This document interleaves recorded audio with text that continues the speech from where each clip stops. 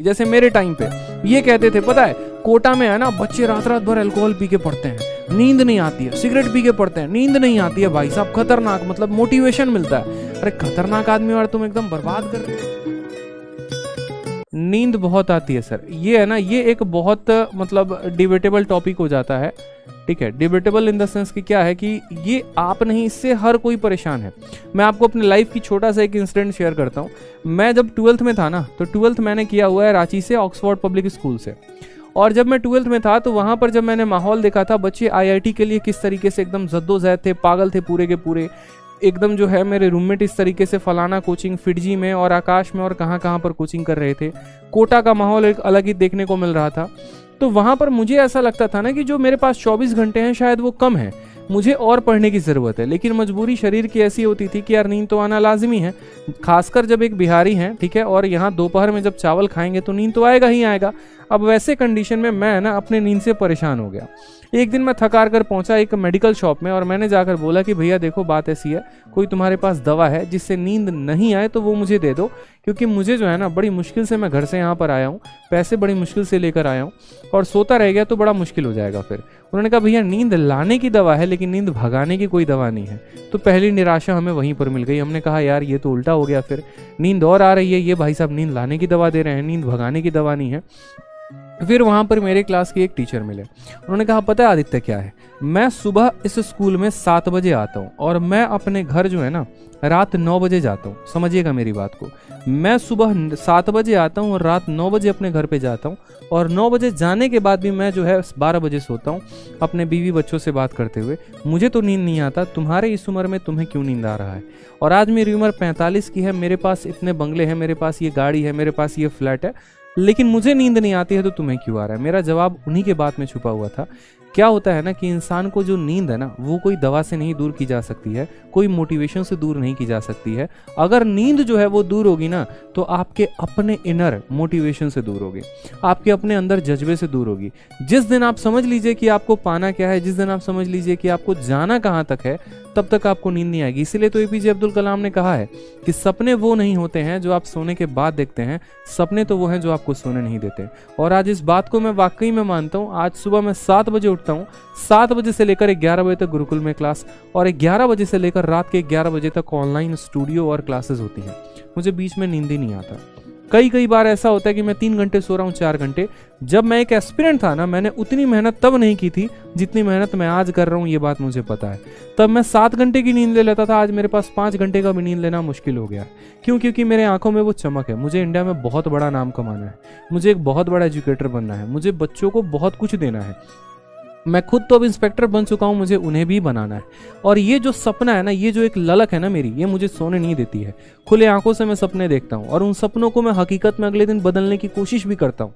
ठीक है, जितना हो पाता है मैं उतनी मेहनत करता हूँ और यही रीज़न है कि मुझे अब नींद नहीं आती है। अब आप अपने अंदर देखिए, क्या आप सेटिस्फाइड हैं? अगर आप सेटिस्फाइड है अपने लाइफ से, आपको कोई फर्क ही नहीं पड़ता है, तो खराटे लीजिए ना। सर किसी ने मना किया है आपको?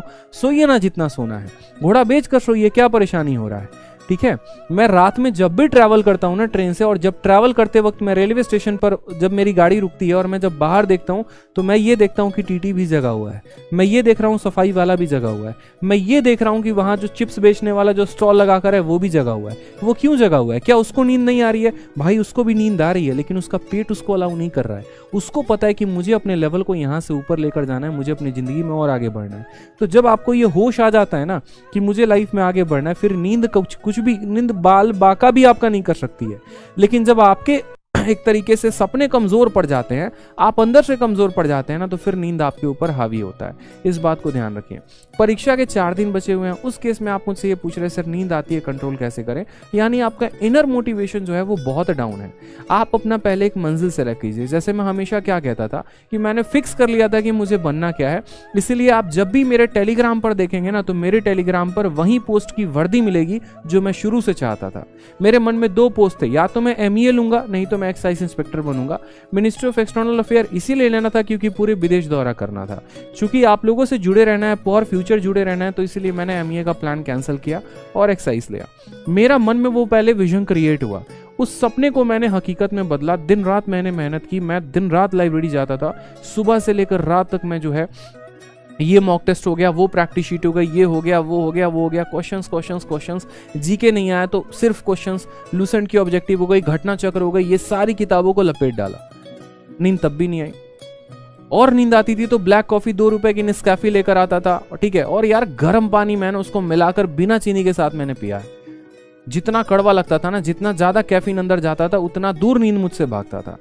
क्योंकि जब मेंस की आप मॉक देंगे ना तो 2-2 घंटे का मॉक टेस्ट हो जाता है, और 2-2 घंटे का मॉक टेस्ट हो जाता है ना, हालत खराब हो जाती है उस केस में, ठीक है। तो इसीलिए मैं कहता हूं कि पहले है ना आप विजन अपना क्लियर करिए, उस विजन को मजबूत करिए। नींद साला दूर तक नहीं आएगा आपके पास, लेकिन अगर आपका अंदर से ही विजन नहीं है, आपको बनना ही नहीं है, अब मैंने सोच लिया यार मुझे आईपीएस बनना है, मुझे कैसे नींद आएगी? अब सोचने से तो नहीं होगा ना, मेहनत करनी पड़ेगी। और मैं यहाँ पर ऐसे एकदम लेटे पड़े, अरे भाई साहब मजा आ रहा है, एकदम बैठे हुए, एकदम एवेंजर गाड़ी आ रही है, हमको ले जा रही है, आसपास 4-5 को लोग घूम रहे हैं, ठीक है, एक वो गाड़ी आगे है, वो गाड़ी पीछे, एकदम सोच रहे हैं, पता चल रहा 8 घंटे सोचते सोचते बिता दिए।